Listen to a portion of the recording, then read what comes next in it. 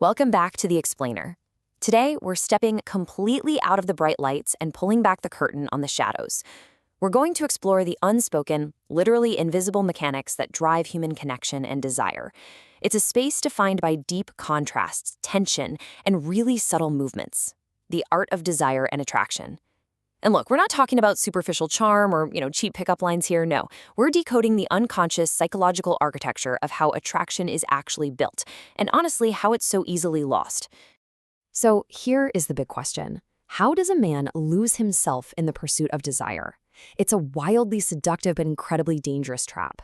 As we'll see in our source material today, a lot of men just trying to secure love and affection actually end up abandoning their own structure.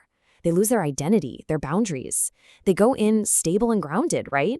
But then slowly, usually out of this deep-seated fear of loss, they just chip away at their own foundation until there's literally nothing left.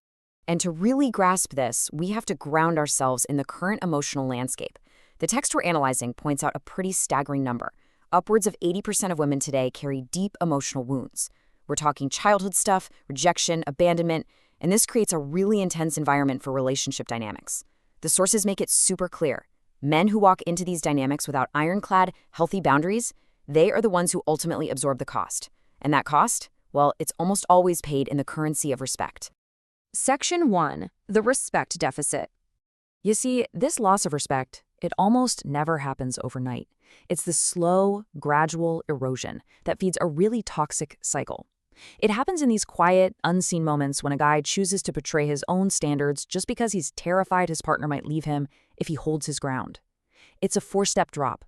Step 1, neglecting the self. You stop seeing your buddies, you drop your hobbies. Step 2, losing value. Because you abandoned your own structure, you're just less dynamic, less interesting. Step 3, losing respect. Because your partner absolutely subconsciously picks up on that lack of boundaries. And then, step 4, abandonment. The exact thing the guy was desperately trying to avoid becomes totally inevitable just because he stopped being the focal point of his own life. The source material actually calls this the invisible mistake. And it happens when a man gets this false idea in his head that he can sustain a relationship by just focusing 100% on satisfying his partner's emotional needs while completely neglecting his own.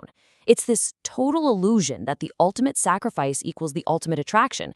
But reality check, the more you focus entirely on another person, the more you shed the very attractive, grounded traits that drew them to you in the very first place. So the absolutely crucial thing to understand here is what the text calls tests of congruence. These are these small, completely unconscious challenges where a woman is testing a man's boundaries, his emotional stability, his inner frame. She's doing this subconsciously just to see, is this guy actually as solid as he looks? Does he have a backbone, or is he going to bend to my every whim? And every single time a man gives in out of fear, he fails that test.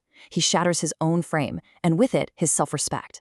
When these tests happen, you hit a massive fork in the road, reacting versus remaining grounded. Think about it. Imagine you have plans with your friends, and at the absolute last minute, your partner demands you stay home with her. If you get all angry and reactive, or if you just cave in to keep the peace, you hand over emotional control. You lower your own value. But if you calmly and lovingly say, hey, I made a commitment to my friends, I'll see you later, you stay grounded. You pass that test of congruence, and respect, it stays completely intact. Which brings us to Section 2, the attraction misconception. There is a fundamental and honestly kind of tragic disconnect between what men think creates desire and what actually sparks it. Our sources are super emphatic about this. Years of social conditioning have just fed men the totally wrong instruction manual. Look, male triggers are super visual, right? They're external, physical. Men are activated by what they see. But female triggers? They are deeply internal, behavioral, and mostly unconscious. Men tend to just project their own visual triggers onto women, completely missing the fact that feminine attraction responds to a man's internal makeup, his emotional stability, his purpose, his self-worth, and his social intelligence. And because of this massive misunderstanding, guys fall right into the trap of misguided external validation. Look, it's like going fishing at the beach, and because you personally love Milky Way candy bars, you throw Milky Way on the hook as bait. Are you going to catch a fish? No way.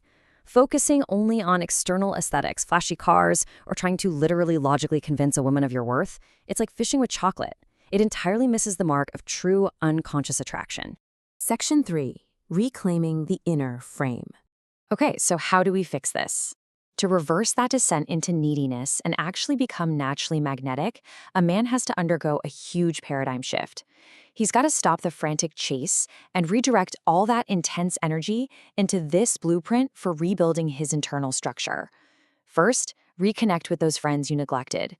Pursue your own personal purpose and your passions. Stop chasing external validation like your life depends on it. And finally, cleanse the inner self.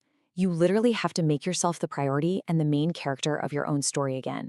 Shift your energy away from desperate validation and move it into quiet, structured confidence. And a huge part of that quiet confidence is the sheer power of restraint. The source material is fascinating here. It points out that simply slowing down your responses is incredibly powerful. Not instantly texting back every second of the day, prioritizing your own schedule. Doing that communicates immense intrinsic value without you having to utter a single word. When you aren't just constantly, endlessly available, you subconsciously communicate that you have a life, you have priorities, you have a whole world of your own that you actually respect. But hey, before you can project all this high value, you gotta do the dirty work, cleansing to rebuild. Our source does not mince words about this. You have to remove whatever is holding you back. All those endless digital distractions, the social media addiction, the procrastination. Think about it. You cannot build a sanctuary on a foundation of trash. You have to clear out the noise if you genuinely want to construct unshakable self-esteem and real internal power. And remember, evolution is gradual. You absolutely cannot fake this internal frame overnight. It is a slow, progressive build.